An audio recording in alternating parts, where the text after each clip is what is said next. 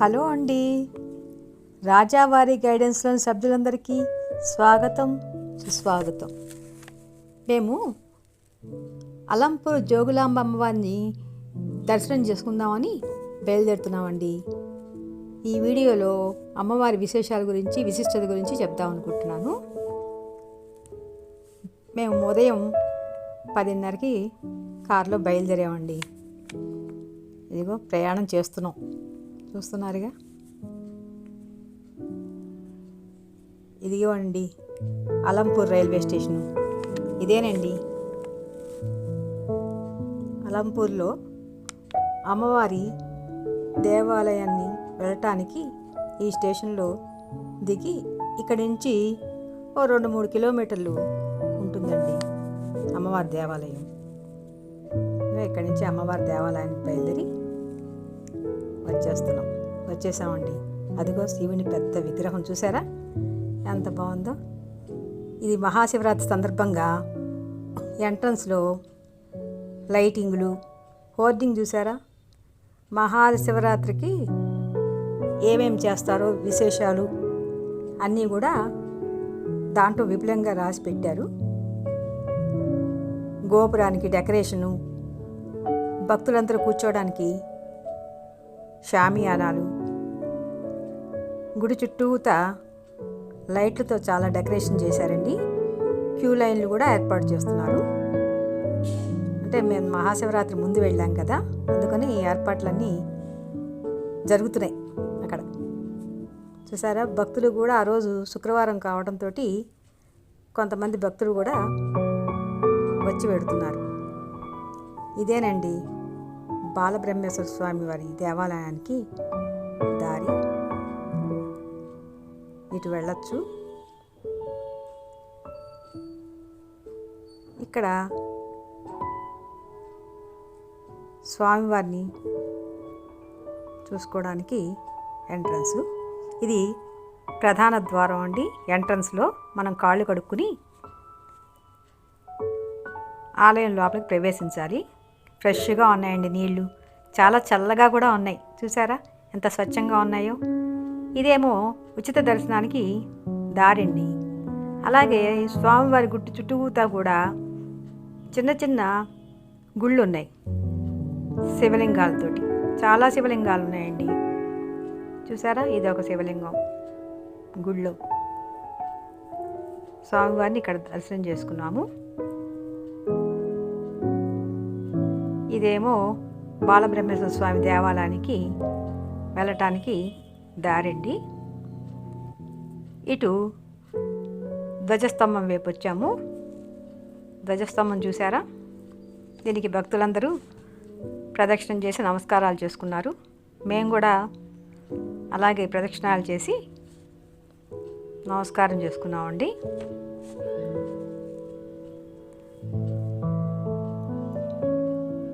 తర్వాత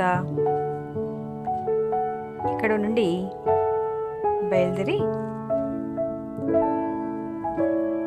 వరుసగా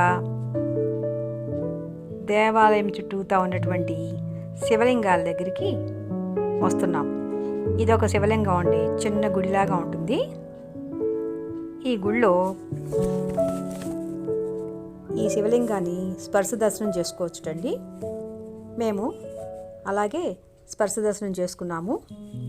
బహుశా ఇంతకుముందు కొద్దిసేపు ముందే శివునికి అభిషేకం చేసినట్లుగా ఉంది. అక్కడ పువ్వులు, నీరు, దీపాలు మొదలగువన్నీ కూడా ఉన్నాయి అక్కడ. సరే, మేము లింగాన్ని దర్శనం చేసుకుని బయటకు వచ్చాము. ఎదురుగుండా ఉన్నటువంటి నందీశ్వరుడు చూసారా ఎంత పెద్దదిగా ఉన్నారో. నందీశ్వర స్వామి వారికి నమస్కారం చేసుకుని భక్తులందరూ కూడా ఆయన నమస్కారం చేసుకున్నారు. అలాగే మేము కూడా నమస్కారం చేసుకుని నందీశ్వరుడు పక్క నుంచి కొన్ని చిన్న చిన్న గుళ్ళు ఉన్నాయి. మళ్ళీ త్రిమూర్తులు ఉన్నారు. త్రిమూర్తుల పక్కన ఇగో ఇలాగా వినాయకుడు తర్వాత కాళభైరవుడు ఉన్నారు ఇటుపక్క. తర్వాత వీరభద్రుడు, ఇలా అందరినీ దర్శనం చేసుకున్నాము. ఇక్కడేమో లెఫ్ట్ సైడ్న కొబ్బరికాయలు అవి కొట్టదలుచుకుంటే అక్కడ కొట్టడానికి వీలుగా కట్టారు.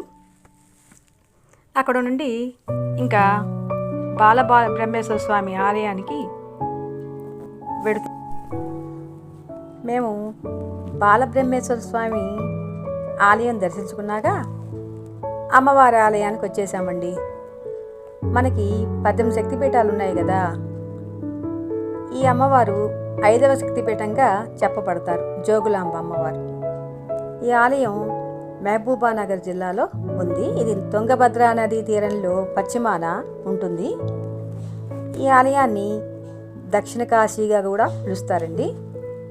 ఇక్కడ 1 కోటి లింగాలు ప్రతిష్ఠించారని మన పూర్వీకులు చెబుతూ ఉంటారు. అయితే ఇక్కడ జోగులాంబ వారు ఉగ్రరూపిణిగా మనకి దర్శనమిస్తారు. అందువల్ల మనం ఏం చేస్తామంటే మొదట బాలబ్రహ్మేశ్వర స్వామి వారిని దర్శించుకున్నాక అమ్మవారిని దర్శించుకుంటాం. ఎందుకంటే మనకి ఎనర్జీ లెవెల్స్ బ్యాలెన్స్ చేసుకోవడానికి అని చెప్పి ముందు స్వామివారిని దర్శించుకుని తర్వాత ఈ ఉగ్ర రూపంలో ఉన్న అమ్మవారిని దర్శించుకుంటాం. మొట్టమొదట అమ్మవారు బాలబ్రహ్మేశ్వర స్వామి ఆలయంలోనే ఉండేదట. తర్వాత 2008లో అమ్మవారికి ప్రత్యేక ఆలయాన్ని నిర్మించి అక్కడ ప్రతిష్ఠించారటండి. ఇక్కడ నవబ్రాహ్మణాలయాలు కూడా ఉన్నాయండి పక్కనే. తర్వాత పీఠాసనం రూపంలో అమ్మవారు కేశాలు గాల్లో తేలినట్లుండి అందులో బల్లి, తేలు, గుడ్లగూబ, కపాలము ఇవన్నీ కనిపిస్తాయండి. మేము మహాశివరాత్రికి ముందు వెళ్ళాం కదండి, అందువల్ల అక్కడ మహాశివరాత్రికి ఏర్పాట్లన్నీ భక్తుల కోసం బాగా చేస్తున్నారండి. ఇంకా ప్రిపరేషన్లోనే ఉన్నారు అక్కడ. ఈ ఆలయం చుట్టూతా అనేక ఆలయాలు ఉన్నాయండి. ఇక్కడ స్వర్ణ దేవాలయం అని కూడా ఉందండి. కానీ అమ్మవారి గర్భగుడిలో చాలా ప్రశాంతతగా ఉందండి. అమ్మవారి ఎంత ఉగ్ర రూపంలో ఉన్నప్పటికీ ఆ గర్భగుడిలో ఎంత ప్రశాంతతగా ఉందంటే చెప్పలేమండి, అంత హాయిగా ఉంది. ప్రధాన గుడిలో ఇక్కడ ఉదయాన్నే ఈ అమ్మవారిని దర్శించుకుంటే పిల్లలు పుడతారని కొంతమంది భక్తుల యొక్క నమ్మకం కూడా ఉందండి. ఈ పక్కనే ఆంజనేయ స్వామి ఆలయం కూడా ఉంది. ఇక్కడ అమ్మవారు సంవత్సరానికి ఒకసారి నిజరూప దర్శనాన్ని ఇస్తారటండి. ఆ రోజు భక్తులతో బాగా కిటకిటలాడిపోతుంటాయి. చాలామంది భక్తులు వస్తారటండి అమ్మవారిని దర్శించుకోవడానికి. అధిక సంఖ్యలోనే వస్తారట. జనరల్గా శుక్రవారం, మంగళవారం వస్తూ ఉంటారనుకోండి. ఆ రోజు నిజరూప దర్శనం రోజు చాలామంది వస్తారటండి అమ్మవారిని చూడటానికి. అయితే ఈ అమ్మవారి గుడి చుట్టూతా ఉన్న ఆలయాల పైన ఉన్న గోపురాల మీద విగ్రహాలు చెక్కారండి. ఎంత బాగున్నాయో నిజంగా. అప్పటి కట్టడాలు కదండి ఆ గోపురాలు కట్టడాలు. ఆ శిల్పకళల నైపుణ్యానికి మనం చాలా విధేయులమైపోతాం. 2 కళ్ళు చాలు అనుకోండి అవి చూడటానికి. చాలా బాగా చెక్కారండి ఆ విగ్రహాలు, ఎంత బాగున్నాయో. అయితే ఇక్కడ బ్రహ్మ ప్రతిష్ఠించిన 9 ఆలయాలు ఉన్నాయన్నాను కదండి. అవి బాలబ్రహ్మాలయం, స్వర్గ బ్రహ్మాలయం, గరుడ బ్రహ్మాలయం, కుమార బ్రహ్మాలయం, పద్మ బ్రహ్మాలయం, విశ్వబ్రహ్మాలయం, తారక బ్రహ్మాలయం, వీర బ్రహ్మాలయం, అర్క బ్రహ్మాలయం. ఇలా 9 దేవాలయాలు ఉన్నాయండి. ఈ ఆలయాల్లో శివలింగాలు ఉంటాయండి. అయితే ఇక్కడ దగ్గరలోనే ఈ మ్యూజియం కూడా ఉందండి. ఇది మార్నింగ్ 10:30 టు ఈవినింగ్ 5 o'clock దాకా ఉంటుందట. మేమైతే వెళ్ళలేదనుకోండి, అక్కడ వాళ్ళు టైమింగ్స్ చెప్పారు అడిగితే. ఇక అమ్మవారి దర్శనం అయిపోయింది, బయటకు వచ్చేసాము. కాకపోతే ఇక్కడ ఇంకా సౌకర్యాలు ఏమీ లేవండి. మనం ఉండటానికి కానీ మనం తినటానికి కానీ ఏమీ ఉండవు.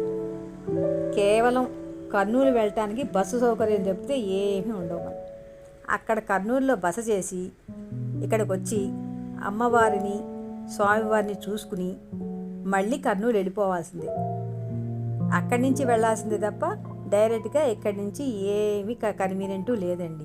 అదొకటే ప్రాబ్లం. మిగతావన్నీ బాగానే ఉన్నాయనుకోండి. ఇదేనండి అమ్మవారి యొక్క విశిష్టత. సర్వేజన సుఖినో భవంతు.